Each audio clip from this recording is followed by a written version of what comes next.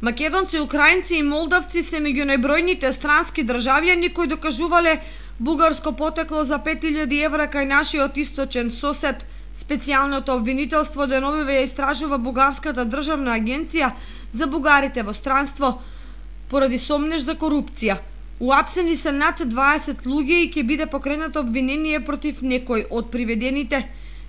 Истражителите испитуваат сведоци во Софија, Кюстендил и во Плевен. Одземени се компјутери и документи. Истрагата започнала по обвинувањата дека се издавале документи со кои се докажува бугарското потекло за 5000 евра, а такви фалсификувани документи им били издавани на луѓе од Македонија, Украина и од Молдавија.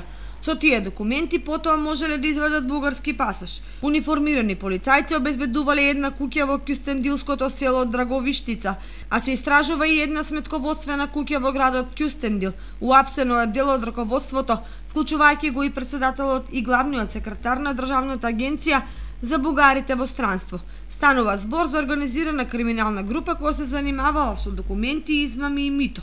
Истрагата е започната по сигнал добиен во Комисијата за спречување на корупцијата и за одземање на нелегалниот имот пред околу 4 месеци. Доправа ќе се пресметува колку е профитот, како и колку граѓани на Украина, Македонија и Молдавија незаконски добиле бугарско државјанство и каква ќе биде нивната понатамошна судбина, односно дали пипците на овој октопод ќе излезат од границите на Бугарија.